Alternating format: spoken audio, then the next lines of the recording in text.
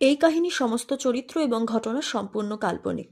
বাস্তবে জীবিত বা মৃত কোনো ব্যক্তি অথবা কোনো ঘটনার সাথে এর মিল থাকলে তা সম্পূর্ণ অনিচ্ছাকৃত এবং কাকতালীয়। ব্যবহৃত অপ্রাকৃত এবং অলৌকিক ঘটনাক্রম পরিবেশনার উপক্রম মাত্র। কুসংস্কারে বিশ্বাস করবেন না, কুসংস্কার ছড়াবেন না। নমস্কার, 221 বি হ্যারিসন রোড থেকে বলছি।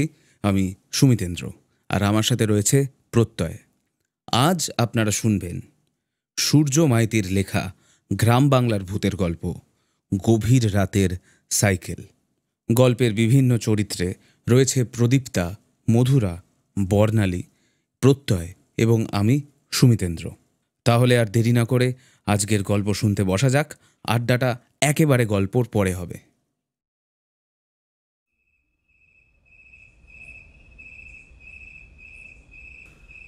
কনকনে শীতের রাত, ঘন কুয়াশার চাদরে ঢেকে রয়েছে রাতের পরিবেশ। ঘাটাল বাসস্ট্যান্ডে বাসের জন্য অপেক্ষা করছে বিক্রম। প্রতি সপ্তাহে এই একটা দিন দাসপুর থেকে ঘাটালে এক মিউজিক্যাল একাডেমিতে সে গান শিখতে আসে। রাত 9টায় তার ছুটি হয়। তারপর 9:15 বাসটা ধরে সে বাড়ি ফিরে যায়। কিন্তু আজ আধ ঘন্টা মতো দেরি হয়ে গিয়েছে ক্লাস থেকে বেরোতে, তাই ওই বাসটা মিস হয়ে গেল। এর পরের বাস রাত 9:45 থাকার কথা, কিন্তু 9:55 বেজে গেল, এখনো বাস আসার নাম নেই। তাই বিক্রম বেশ চিন্তিত হয়ে পড়েছিল। এটাই লাস্ট বাস। বাসটা যদি আজ না আসে তাহলে বাড়ি ফিরতে খুব অসুবিধা হয়ে যাবে তার। তাই বারবার চোখ বুজে এক মনে মা কালীকে স্মরণ করছিল সে।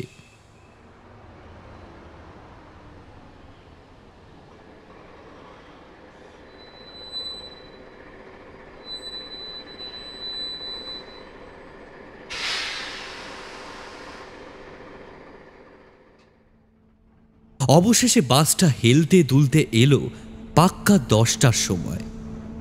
বাসে উঠে পড়ল বিক্রম। প্রচণ্ড ভিড়ে ঠিক ঠিক করছে। মাছি গলবার জায়গাটুকু নেই। অতি কষ্টে ওর পায়ের ওপর পা তুলে দাঁড়িয়ে থাকতে হচ্ছে। সে যাই হোক, বাস পাওয়া গেছে এই রক্ষে।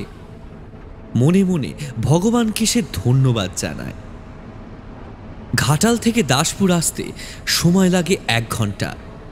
বাসের ধাক্কাধাক্কি ঠেলাঠেলি সহ্য করে অবশেষে যখন বাস দাসপুর বাসস্ট্যান্ডে এসে থামল, তখন ঘড়িতে রাত 11টা বেজে গিয়েছে। বিক্রমকে নামিয়ে কালো পিচ ঢালা রাস্তার ধুলো উড়িয়ে বাসটা চলে গেল নিজের গন্তব্যের দিকে। বেশ কিছুক্ষণ সেই দিকে তাকিয়ে রইল বিক্রম। হেডলাইটের আলোটা মিলিয়ে যেতে অন্ধকারটা আরও স্পষ্ট হয়ে উঠল। নিথর নিঝুম অন্ধকারে ছেয়ে আছে চারিপাশ। যেদিকেই চোখ যায় সেদিকে চাপ চাপ অন্ধকার ছাড়া আর কিছুই চোখে পড়ে না। চারিদিক শুনশান। জনমনীষী তো দূর, একটা কুকুর শিয়ালের দেখাও পাওয়া যাচ্ছে না। আর মানুষের দেখা যে পাওয়া যাবে না, এটা তো স্বাভাবিক ব্যাপার। এমনিতেই এত রাত, তার উপর শীতকাল। শীতকালে রাত 8টা বাজলেই মানুষজন ঘরে দৌড় দেয়, আর সেখানে এখন রাত 11টা পেরিয়েছে। কিছু দূরে একটি মাত্র সরু রেখার মতো সাদা এলইডি ল্যাম্পের আলো আড়াআড়িভাবে রাস্তায় এসে মিশেছে। দাসপুরের একটা গ্যারেজে সাইকেল রেখে বিক্রম ঘাটাল যায়। আলোটা সেই গ্যারেজেরই আধ খোলা টিনের দরজা থেকে আসছে। ওটা 24 ঘন্টায় খোলা। সামনে পৌঁছে দেখে দুদিকের 3-6 পাল্লার গোটানো দরজার শুধুমাত্র একটি পাল্লা হালকা খোলা। ভেতরে সারি সারি সাইকেলের মাঝে একটা বেঞ্চের উপর একটা বছর 25-26-এর ছেলে শুয়ে আছে। তার উদ্দেশ্যে হাঁক দিল বিক্রম। দাদা, ও দাদা, সাইকেলটা নেব। ও দাদা। কয়েকবার ডাকার পর ভেতর থেকে ঘুম জড়ানো কণ্ঠে উত্তর এলো, দাঁড়ান দাঁড়ান, আসছি। কিছুক্ষণ পর চোখ ঘষতে ঘষতে দরজা খুলল। গ্যারেজে ঢুকে নিজের সাইকেল বাছাই করে ভাড়া মিটিয়ে বেরিয়ে এলো বিক্রম। সে সাইকেল নিয়ে বেরিয়ে আসতে ছেলেটা এবার দরজাটা সম্পূর্ণই বন্ধ করে দেওয়ায় রাস্তাটা আবার গাঢ় অন্ধকারে ছেয়ে গেল। সময়টা আরেকবার দেখে নিল সে। 11:30 বেজে গিয়েছে, মানে একেবারেই গভীর রাত। বিক্রমের বয়স বেশি নয়, সবে সবে মাধ্যমিক পরীক্ষা শেষ করে সে ক্লাস 11-এ ভর্তি হয়েছে। এতক্ষণে তার মাথায় এলো মাকে ফোন করার কথা। রিং হওয়ার সাথে সাথে মা ফোনটা ধরল, ব্যস্ত হয়ে বলল, কি রে, এখনো কোথায় তুই? রাত হয়ে গেল যে। আর বলো না মা, আজ ক্লাস শেষ হতে একটু দেরি হয়ে গেছিল, তাই 9:15 বাসটা মিস করে গেছি। তারপর লাস্ট বাসে আসতে আসতে এতটা দেরি হয়ে গেল। তুই এক কাজ কর না, টোটো বা অটো থাকলে ধরে নে না। সাইকেল বরং গ্যারেজেই থাক, পরে নিয়ে নিবি না হয়। থাকলে তো তোমাকে বলতে হতো না, কিছুই নেই, রাস্তা একেবারে ফাঁকা, একটা কুকুরও নেই রাস্তায়। ঠিক আছে ঠিক আছে, তুই অত চিন্তা করিস না তো বাবু। আমি তোর কাকিমাকে নিয়ে একটু এগিয়ে যাচ্ছি না হয় বাজারের ওদিকটায়। তুমি চিন্তা করো না, আমি ঠিক চলে আসবো। ঠিক আছে ঠিক আছে, তুই সাবধানে আয় এবার। এদিক ওদিক ভালো করে তাকিয়ে নিয়ে সাইকেলে চেপে বসল বিক্রম।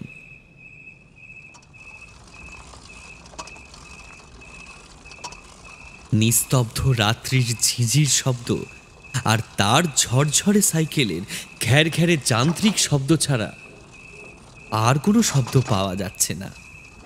কিন্তু সেই শব্দই যেন কেমন একটা একঘেয়ে শোনাচ্ছে কানে। শীতে সাইকেলের হ্যান্ডেলটা ধরে রাখতে অসুবিধা হচ্ছে, মনে হচ্ছে যেন হাতে বরফের চাই এসে জমেছে।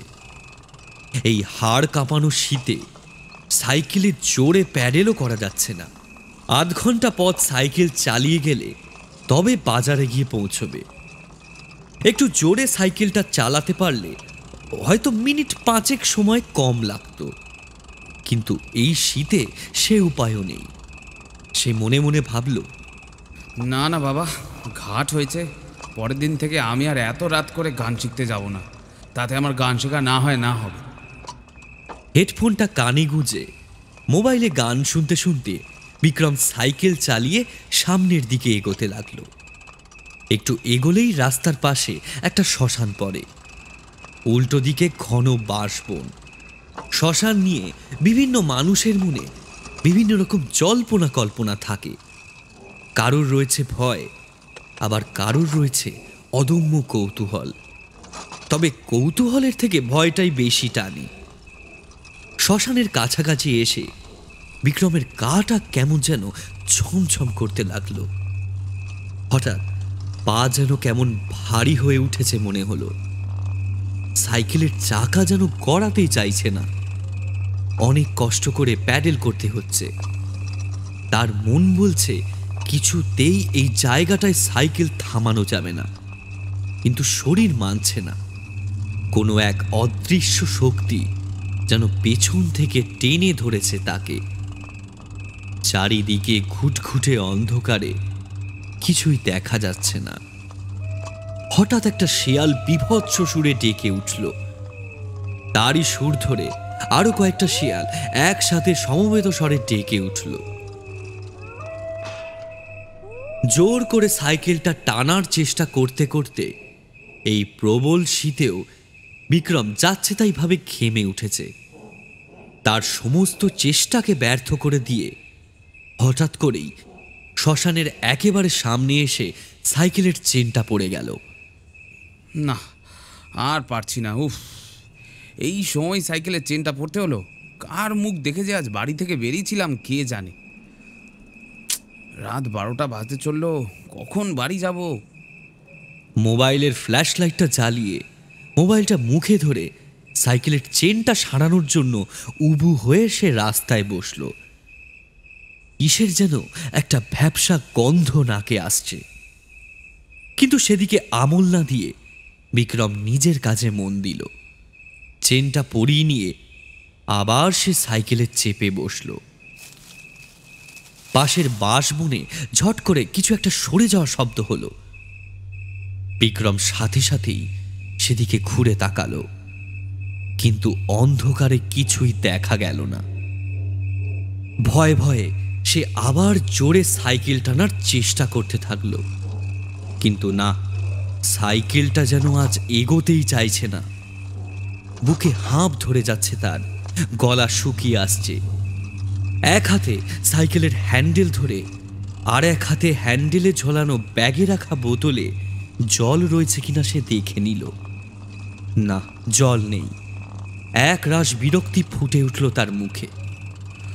উফ, কিছুটা যেতে না যেতেই আবার চেনটা পড়ে গেল।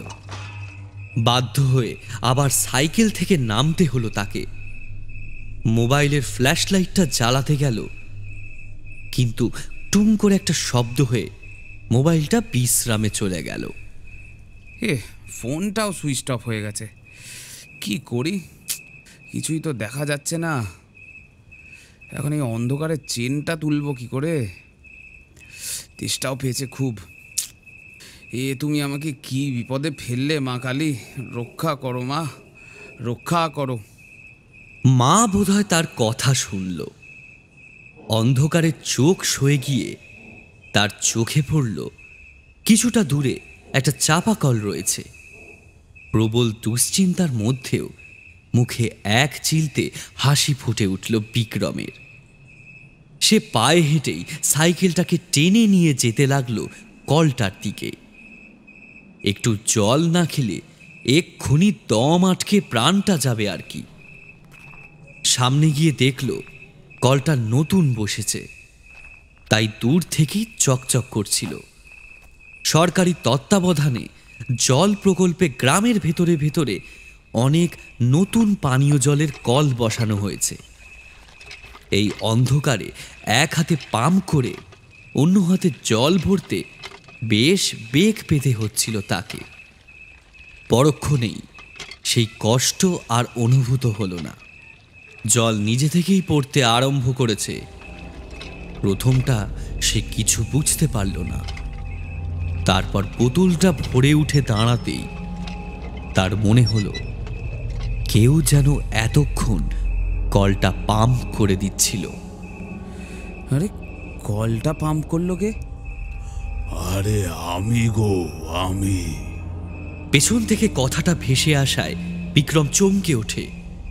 সেদিকে ঘুরে সে দেখল এই শীতে একজন মাথা শুদ্ধ র্যাপার মুড়ি দিয়ে দাঁড়িয়ে রয়েছেন। অন্ধকারে কেবল সাদা দাঁতের শাড়ি দেখা যাচ্ছে। কে কে কে আপনি? আমি এখন এখানেই থাকি। দূর থেকে দেখতে পেলাম তোমার জল ভরতে অসুবিধে হচ্ছে, তাই কলটা পাম্প করে দিলাম। নাও দাদু ভাই, আগে জলটা খেয়ে নাও, তোমার তো খুব জল তেষ্টা পেয়েছে। কিন্তু হ্যাঁ, আপনি কি করে জানলেন? আরে, এটা কোনো ব্যাপার নাকি? কারোর জল তেষ্টা না পেলে কেউ এত রাতে অন্ধকারে একা একা কলে জল পাম্প করে? বিক্রম আর কোনো কথা বলল না। লোকটা তো ঠিক কথাই বলেছে। লোকটার গলাটা কেমন যেন বিকৃত। তার নিশ্চয়ই বয়স্ক হবে, কারণ তাকে দাদু ভাই বলে যখন ডেকেছে, বয়স্ক লোকই তো এসব বলে ডাকে। কি হলো, আবার কি ভাবছো? হ্যাঁ হ্যাঁ, না কিছু না।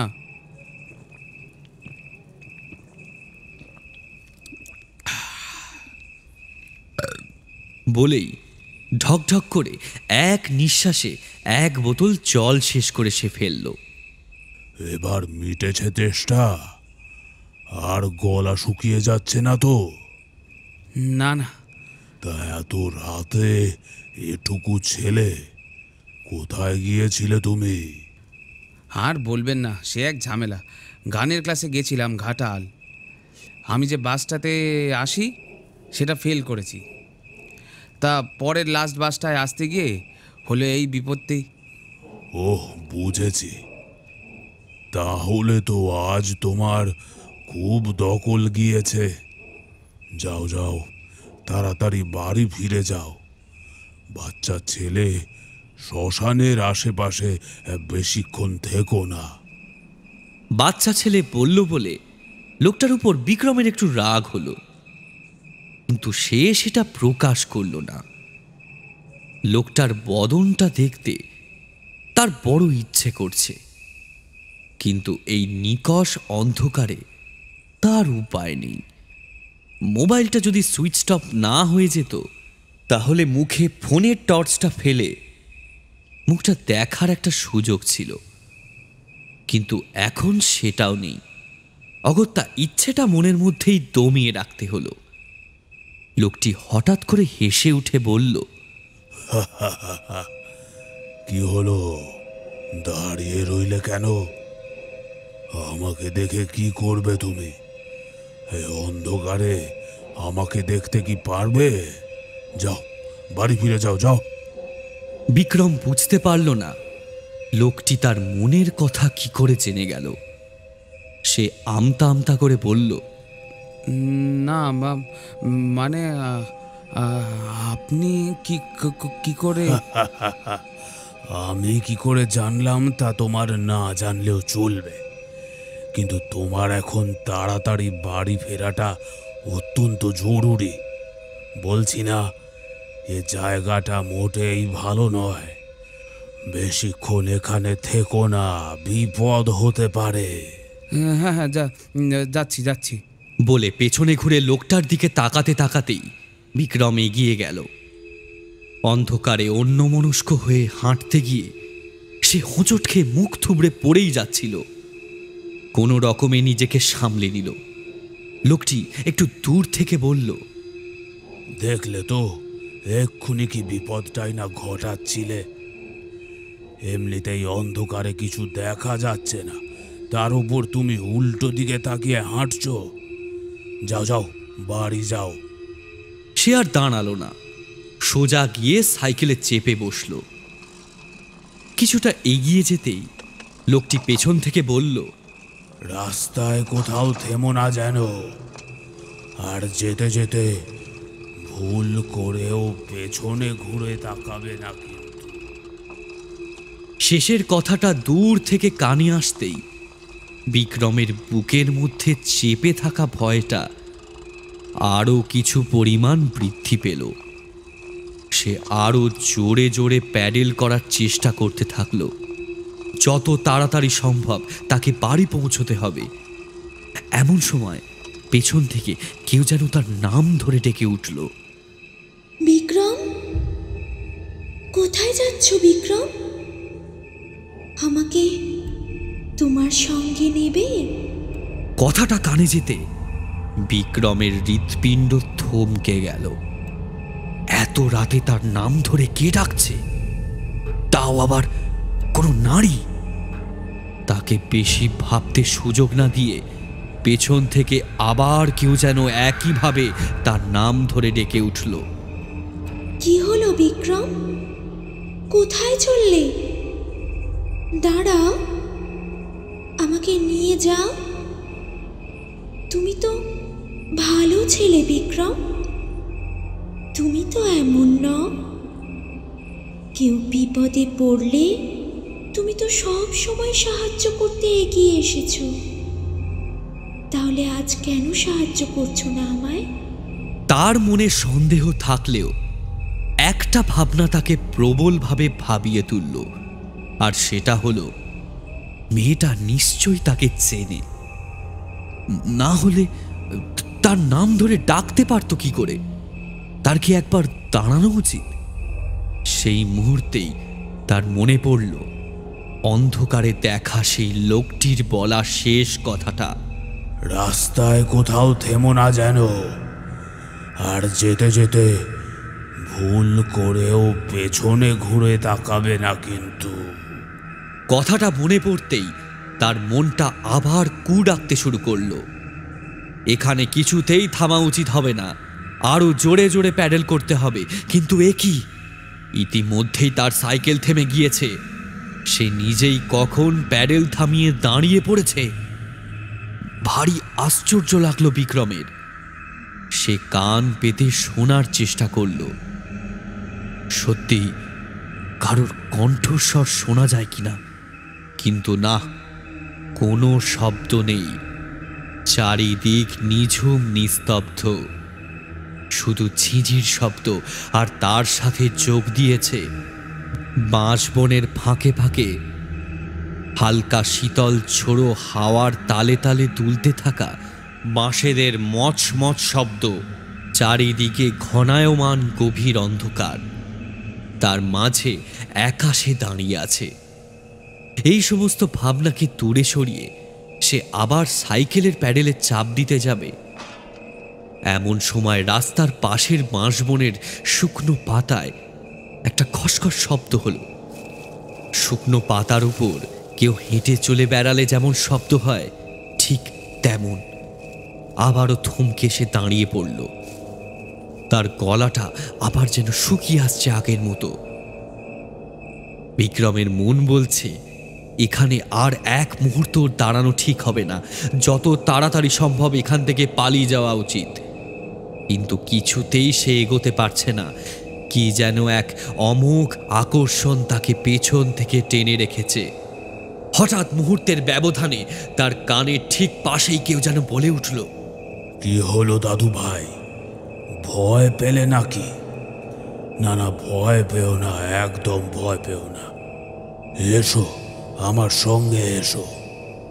সেই পুরুষ কণ্ঠ বিক্রমের সমস্ত বাস্তব চেতনাকে লুপ্ত করে বুকের ভেতর পর্যন্ত কাঁপিয়ে তুলল মুহূর্তেই। এই অপ্রত্যাশিত ঘটনাকে কর্ণগোচর করে ধাতস্থ হতে বিক্রমের বেশ কিছুটা সময় লেগে গেল।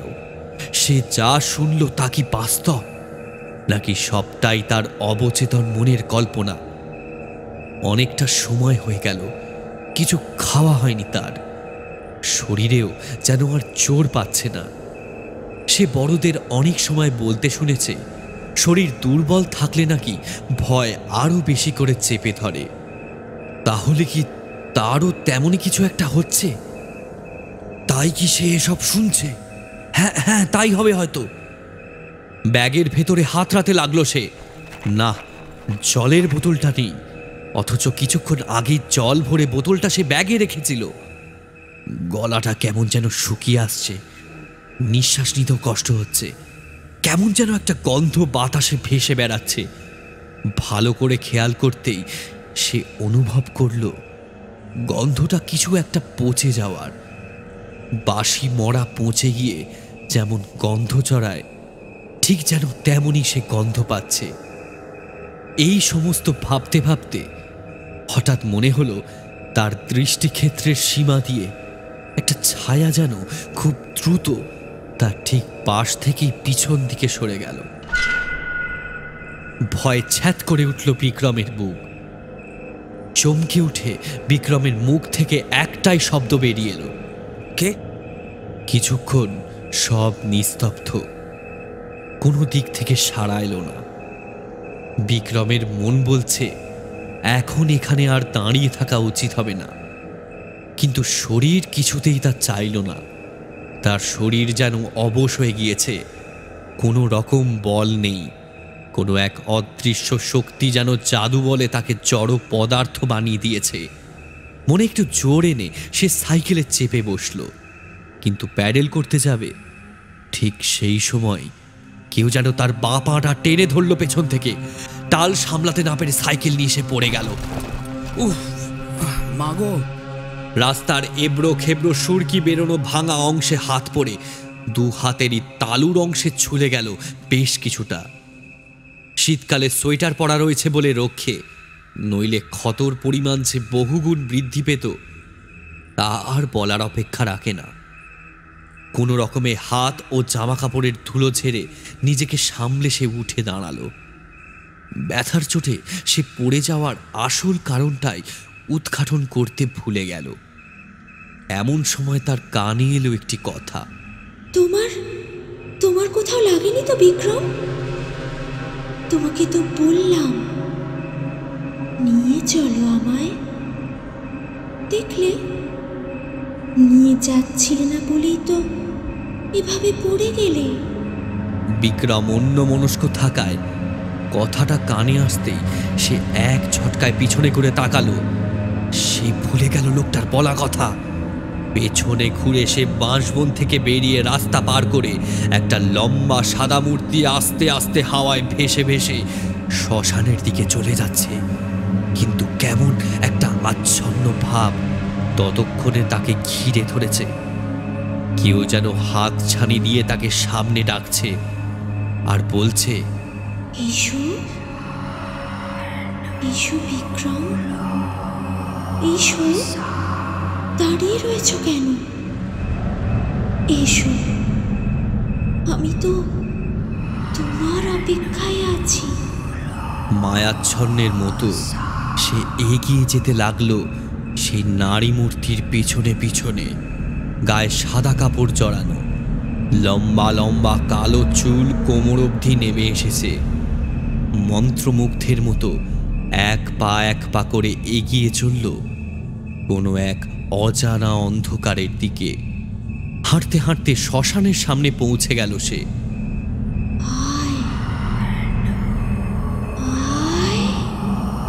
শ্মশানের চারিদিকে ছড়িয়ে ছিটিয়ে পড়ে রয়েছে আধপোড়া কাঠ, ভাঙা মাটির হাঁড়ি, ছেঁড়া ধুলো, মলিন সাদা কাপড়। সে একবার এটাতে হোঁচট খাচ্ছে, একবার ওটাতে তার পা জড়িয়ে যাচ্ছে, কিন্তু সেদিকে তার কোনো ভ্রুক্ষেপ নেই। এই ঘন অন্ধকার যে কোনো সাধারণ মানুষের চোখে পড়লে সে ভয় পেতে বাধ্য। কিন্তু বিক্রমের মধ্যে কোনো রকম কোনো উদ্বেগ বা উত্তেজনা দেখা যাচ্ছে না। তাকে দেখলে মনে হবে সে যেন সর্বহারা এক পথ হারানো পথিক, যে ভুল করে ঢুকে পড়েছে এক অচেনা চক্রপুহে। কোত্থেকে যেন একটা শেয়াল অন্ধকারের বুক চিরে করুণ স্বরে ডেকে উঠল। সেই শব্দে নির্জন নিস্তব্ধ শ্মশান তার ভয়ঙ্কর রূপ ধারণের 16 কলা পূর্ণ করে আরো ভয়াবহ হয়ে উঠল। নিশ্চিত মৃত্যু আজ ওঁত পেতে বসে আছে বিক্রমের জন্য, তা সে জানে না। জানবেই বা কি করে? সে তো নিজের মধ্যেই নেই এখন। অন্ধকারের ওপর ভর করে ভেসে বেড়ানো সেই নারী মূর্তিটা একটা কালো হাত বাড়িয়ে যেন তাকে হাত ছানি দিয়ে ডেকে চলেছে অনবরত। সেই অজানা অন্ধকারের হাত ছানিতে সাড়া দিয়ে নিজেকে সম্পূর্ণ ভাসিয়ে দেওয়ার আগেই মুহূর্তেই হঠাৎ একটা তীব্র শব্দ হলো। শব্দটা ঘণ্টার। সেই শব্দে ঘোর ভাঙল বিক্রমে। শ্মশানের ভেতরেই কিছুটা দূরে একটি মন্দির রয়েছে, শ্মশানকালীন মন্দির। শব্দটা সেখান থেকেই আসছে, এক নাগাড়ে সেই ঘণ্টার ধ্বনি হয়ে চলেছে। কিন্তু এই শীতল রাত্রির নিস্তব্ধতা ভঙ্গ করে লৌকিক ও অলৌকিকের মাঝখানে দাঁড়িয়ে ওই ঘণ্টার শব্দই যেন সমস্ত অশুভকে দূরে সরিয়ে দিচ্ছে।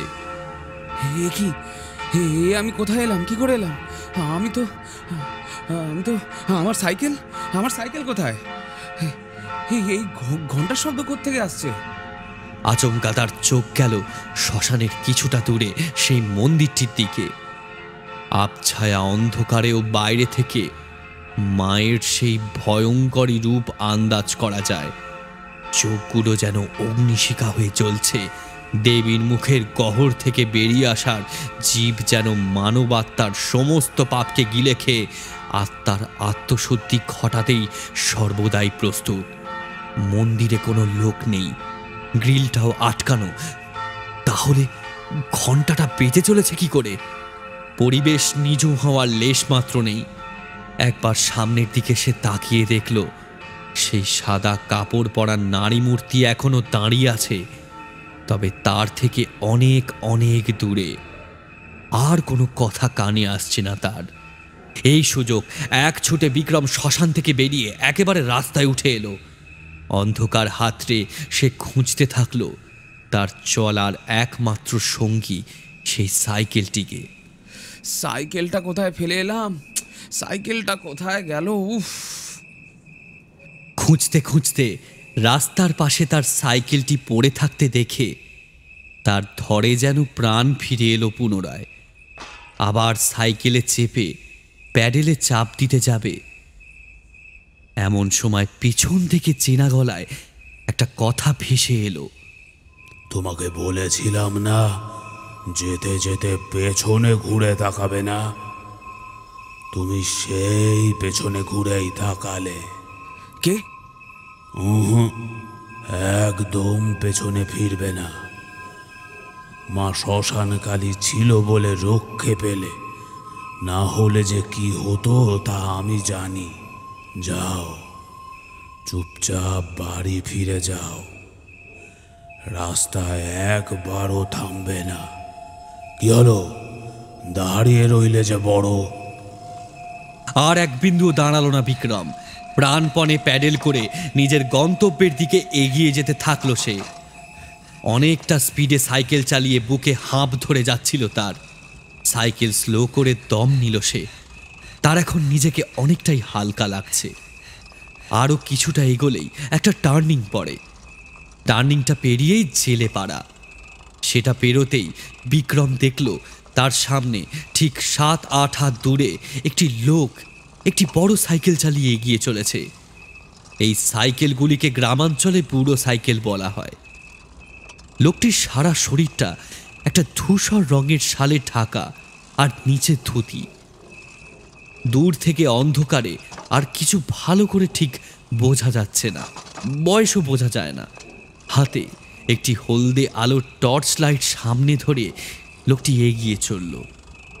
বিক্রম একটু অবাক হলো, মনে মনে ভাবল, সে যাই হোক, এতক্ষণে একটা লোককে তো রাস্তায় দেখা গেছে, আমাকে তাহলে আর ভয়ে ভয়ে একা যেতে হবে না। এই ভেবে একটা স্বস্তির নিঃশ্বাস ফেলল সে। মনের আনন্দে সাইকেল চালিয়ে সে এগোতে থাকলো। কিন্তু এত ধীরে সাইকেল চালালে তো আর চলবে না। এমনিতেই অনেক রাত হয়ে গিয়েছে। লোকটা সামনে যাচ্ছে বলে সে মনে খানিকটা বল পেয়েছে। বিক্রম শরীরের সমস্ত শক্তি দিয়ে সাইকেলে স্পিড তোলার চেষ্টা করে, কিন্তু বৃথাই সে চেষ্টা। যতবারই সে লোকটাকে পেছনে ফেলে সামনে এগোনোর চেষ্টা করছে, ততবারই ব্যর্থ হচ্ছে। সেই একই দূরত্ব বজায় রেখে সামনে এগিয়ে চলেছে লোকটা। অথচ বিক্রম খেয়াল করছে লোকটির সাইকেলের স্পিড বাড়ছেও না, আবার কমছেও না। সেই আগের মতোই সমান তালে এগিয়ে চলেছে লোকটি। এতক্ষণ যে ভয়টা অনেকটাই দমে এসেছিল, সে ভয়টা বুকের ভেতর আবার হাতুড়ি পেটাতে শুরু করলো বিক্রমের। কিন্তু সে থামল না, আরও জোরে প্যাডেল করতে থাকলো। আবারও পুনরায় ঘামতে শুরু করেছে তার শরীর। কপালের ঘাম গাল বেয়ে আবার মাটিতে চুইয়ে পড়তে শুরু করলো। হাটগাছিয়া বাজারের কাছে কোল্ড স্টোরেজের মোড়টা ঘুরতেই বিক্রম খেয়াল করল লোকটিকে আর দেখা যাচ্ছে না। অথচ সামনেই এই একটি রাস্তা যেটা সোজা চলে গিয়েছে। আর কোনো গলিগালাও নেই যে লোকটি অন্য পথে চলে গিয়েছে। তাহলে লোকটি গেল কোথায়? লোকটি কি তাহলে বাতাসে উবে গেল?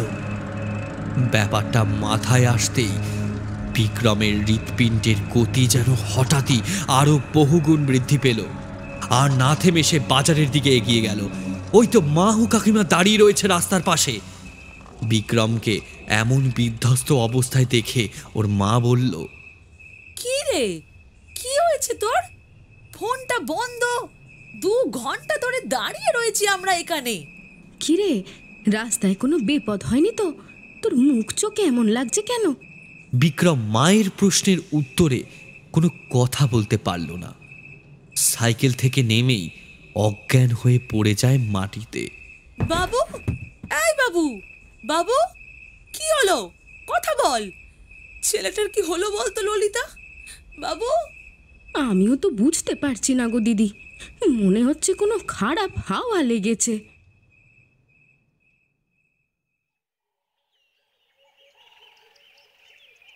পরদিন সকালে জ্ঞান ফিরল বিক্রমের।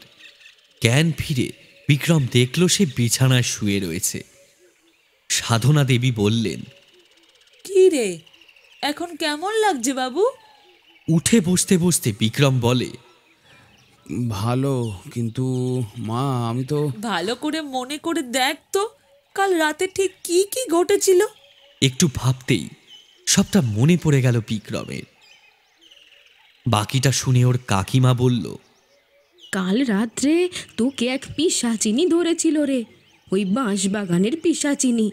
রাতের বেলায় একলা মানুষ পেলেই তাদের সে ধরে, আর ধরে নিয়ে গিয়ে মেরেও ফেলে। ভাগ্যিস মা কালী মাতার ওপর রয়েছেন, তাই রক্ষে। না হলে যে কি হতো সে তো ভগবানই জানে। তোর ভাগ্য ভালো, তুই বেঁচে গেছিস। তোকে কাল কে বাঁচিয়েছে জানিস? কে? তোর ঠাকুরদা। মানে? তুমি বলো দিদি। আচ্ছা বলছি, সে আমার বিয়ের পরের কথা, তখনও তুই হোসনি। এখানে আসার পর থেকেই শুনতাম এই জায়গাটা বিশেষ ভালো নয়। তো ঠাকুরদা ঘাটালের বিডিও অফিসে চাকরি করতেন, রোজ ওই রাস্তা দিয়েই সাইকেল নিয়ে ফিরতেন। তখন রাস্তাঘাটের অবস্থাও খারাপ ছিল, ঘরে ঘরে মোবাইল ফোনও ছিল না। একদিন তো ঠাকুরদা ফিরলেন না, রাত হয়ে গেল তাও উনি ফিরলেন না। চিন্তায় বাড়ির সবাই জেগে বসে রইলাম। রাত পেরিয়ে ভোর হতে খবর ছড়িয়ে পড়ল যে শ্মশানে নাকি একজন মরে পড়ে আছে। তো ঠাকুরদার সেদিন অফিস থেকে বেরিয়ে দাসপুর থেকে সাইকেল নিয়ে ফিরতে ফিরতে অনেক রাত হয়ে গিয়েছিল। আর ওই রাতেই ডাক্তার তো বলেছিল স্ট্রোক হয়ে মারা গিয়েছিলেন। কিন্তু কি জানিস বাবা, ওনার শরীরটা পাওয়া গিয়েছিল একেবারে শ্মশানের ভেতরে, ওই কালী মন্দির ছাড়িয়ে। স্ট্রোক করলে তো সাইকেল নিয়ে রাস্তাতেই পড়ে যেতেন। সাইকেল আর টর্চটা রাস্তাতেই পড়েছিল যদিও, আর আমি তো দেহটা দেখেছিলাম।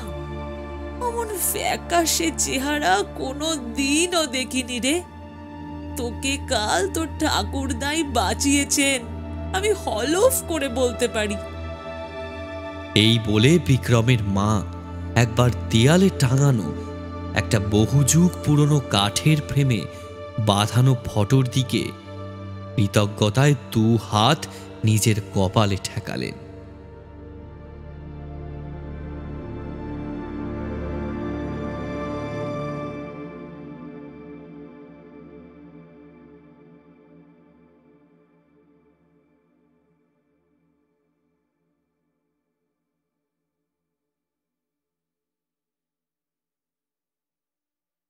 শেষ হলো সূর্য মাইতির লেখা গ্রাম বাংলার ভূতের গল্প গভীর রাতের সাইকেল। আপনারা যেরকম কমেন্ট করেন সেরকমই জানান আপনাদের কেমন লাগলো গল্পটা, আপনারা কোত্থেকে শুনছেন, কি করতে করতে শুনছেন, আপনাদের গল্পটাও বেসিক্যালি শেয়ার করুন। আমাদের এই আড্ডাটা কিন্তু দিনে দিনে আরও জমে উঠছে, আরও লোকেরা নিজেদের সাথে হওয়া বা শোনা হরার ইনসিডেন্টস, সত্যি ঘটনাগুলো পাঠাচ্ছে। আমরা আজকেও একটা সেরকম ঘটনা পাঠ করে শোনাবো, বাট তার আগে একটু অন্য কমেন্টসগুলো দেখে নিই। মাধুরী দাস 230 বলছে, দাদা আমি আপনাদের চ্যানেলের নতুন সাবস্ক্রাইবার। আমি বহুদিন ধরে আপনাদের গল্প শুনি এবং খুব ভালো লাগে। আমি আন্দামানে মায়াবান্দারে থাকি। ওয়াও, এটা বোধহয় আমার পড়া এই চ্যানেলে আন্দামান থেকে first comment. Thank you so much for commenting. তোমাদের বন্ধুদের সাথেও শেয়ার করো, সবাইকে একটু শুনিও, ওখান থেকে যেন আরও কমেন্টস পাই ফিউচারে। পৌলমী মুখার্জি 5876 বলছে, বড্ড ভালো লাগলো, এত চারদিকে সব কিছুর মাঝে এই ছোট্টবেলার ভয়ের গল্পের স্বাদ পাওয়া। আপনারা তো জানেন এটাই আমাদের trademark, but thank you so much for commenting and let us know আপনারা কীরকম গল্প শুনতে চান। নিতাই পড়ে 8891 বলছে, আমার নাম জয় নিতাই। জয় নিতাই, অনেকদিন পর তালদিঘির গল্প শুনলাম, খুব ভালো লাগে। বাহ, থ্যাংক ইউ দাদা ফর কমেন্টিং। আপনি আরও শেয়ার করতে পারেন যে আপনি কোথার থেকে শুনছেন, আপনি কি করেন, কি করতে করতে শোনেন, কখন আমাদের গল্পগুলো শোনেন। তুষার পল 1681 বলছে, দ্য ভাইব অফ গ্রাম বাংলার ভূতের গল্প is awesome. Thank you so much Tushar. গ্রাম বাংলার ভূতের গল্পটা করতে করতে না আমাদেরও কেমন একটা মানে কি বলবো অ্যাডিকশান হয়ে গেছে। মেহনা জাফরিন 151 বলছে, ঈদে বাড়ি যাওয়ার আগে হ্যারিসন রোডের একটা প্লেলিস্ট বানিয়ে ফেলেছি। কালই যাচ্ছি, সব স্টোরি শুনতে শুনতে যাব। বাট যতই হরর স্টোরি শুনতে ভালো লাগে না কেন, এসব এক্সপিরিয়েন্স করতে আমি চাই না। সো গ্রাম বাংলায় যাচ্ছি, প্রে করবেন যাতে কিছু না হয়, নয়তো ভূত হয়ে ভূতের গল্প শুনতে হবে। প্রথমেই ঈদের অনেক অনেক শুভেচ্ছা জানাই। আশা করি এই টাইমটা খুব ভালো করে কাটাবে তোমরা। আর বাড়ি যাওয়ার আগে হ্যারিসন রোডের প্লেলিস্ট বানিয়ে গল্প শুনতে শুনতে যাওয়া, মানে the effort is really appreciated. একদম gun salute. Thank you so much যে আমাদের গল্পগুলো শোনার জন্য তোমরা যে এই ছোট্ট ছোট্ট এফার্টগুলো দাও, শুনে খুব ভাল লাগছে। আর ভূত হওয়া নিয়ে চিন্তা করার দরকার নেই, আশা করি কোনো দিন হতে হবে না। আর হলে জাস্ট তালদিঘিতে চলে যাবে, আর কোনো চিন্তা থাকবে না। শিল্পা পোদ্দার 2023 বলছে, দারুণ লাগে আপনাদের গল্প শুনতে, অপেক্ষায় থাকি কখন আপনারা আপলোড করবেন। আমরা কিন্তু আপলোড করছি এখন, মোটামুটি উইকে 3টে করে আপলোড করার চেষ্টা করছি। আগের উইকে হয়েছে, তার আগের উইকেও বোধহয় হয়েছে, এই উইকেও হতে পারে, এই উইকে একটা বাম্পার এপিসোডও থাকতে পারে। চেষ্টা করছি আমরা চেষ্টা করছি যতটা এফর্ট দিয়ে আপনাদেরকে যতটা বেশি গল্প প্রেজেন্ট করা যায়। জয়িতা পাত্র 183 বলছে, আগে অনেক চ্যানেলে গল্প শুনতাম, কিন্তু এখন শুধু তোমাদের চ্যানেলেরই গল্প শুনি। সানডে সাসপেন্স, মিরের চ্যানেলের গল্প শোনা ছেড়ে দিয়েছি। তোমাদের চ্যানেলের মতো গ্রাম বাংলার গল্প আর কোথাও সেইভাবে পাই না, পেলেও ব্যাকগ্রাউন্ড মিউজিক প্রপার থাকে না, তাই জন্য শুনতে খুব একটা ভালো লাগে না। এখন one of my best channels লাগে 221 Harrison road. Thank you so much দিদি, আমাদের গল্পগুলোকে এত ভালো করে রিসিভ করার জন্য, আমাদের এফার্টটাকে এত সুন্দর করে অ্যাপ্রিসিয়েট করার জন্য। Thank you so much. অন্য গল্পও শুনবেন না কেন, বাট গ্রাম বাংলার গল্প যদি শুনতে হয়, one and only destination is 221 Harrison road, এটা সবাই জানে। সুশি কোডেস বলছে, কি কোইন্সিডেন্স দেখো, আমার পাড়ার নামও হরিদেবপুর, আর আজকে আমাদের পাড়াতেও শীতলা মায়ের পুজো। ওয়াও, এই কমেন্টটা পড়েছে আসলে বদ কাপালিকের প্রেত বাই অনিন্দিতা নাথ এই গল্পটাতে। তো ওই গল্পটাতেও ছিল এরকম হরিদেবপুরে একটা এরকম পুজো হওয়ার কথা, হয়ে যায় এরকম মাঝে মধ্যে। আচ্ছা, তাহলে এইটা নিয়ে একটা মজার কথা বলি, ঠিক আছে?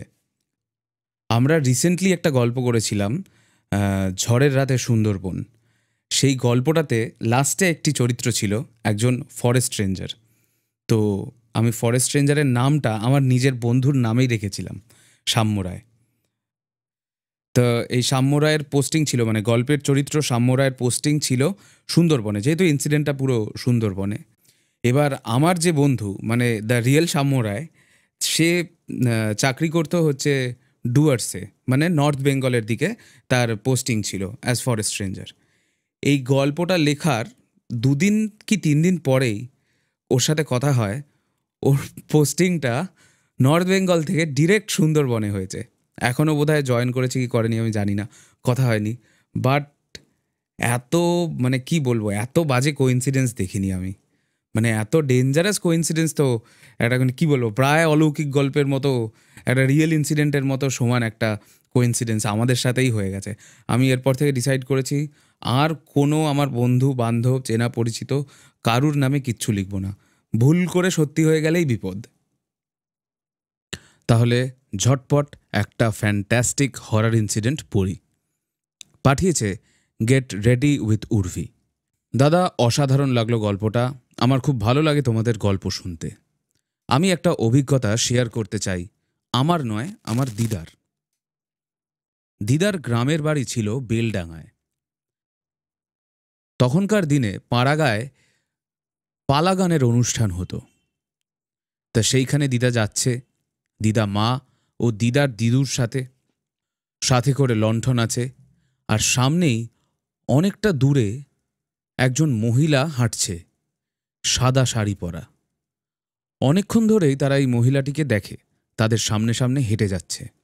তারা ভাবে সাধারণ কোনো মানুষ, হয়তো পালাগান দেখতেই যাচ্ছে। কিন্তু দিদার মা লক্ষ্য করে যে তার হাঁটার মধ্যে একটা পার্থক্য রয়েছে। তিনি লণ্ঠনের আলোটা তুলে ধরতেই একটা অদ্ভুত ব্যাপার দেখলেন। পায়ের পাতাগুলো পিছন দিকে মোড়ানো, ডাইনির মতো, আর পাগুলো ঠিক মাটিতে পড়ছে না, মানে মাটিতে পা পড়ছে না, মাটির থেকে কিছুটা উপরে। তখন ভালো করে লণ্ঠনের আলো ফেলায় এবং ঠাকুরের নাম নেওয়ায় সেই মূর্তি তাদের সামনে থেকে হঠাৎ করেই অদৃশ্য হয়ে যায়। তখন কি আর করা, তারা একসাথে হুড়মুড় করে যেখানে যাচ্ছিল সেখানে চলে যায়। সেখানে অনেক লোকজনের ভিড়, ঠিকঠাকভাবে পৌঁছে যায় তারা।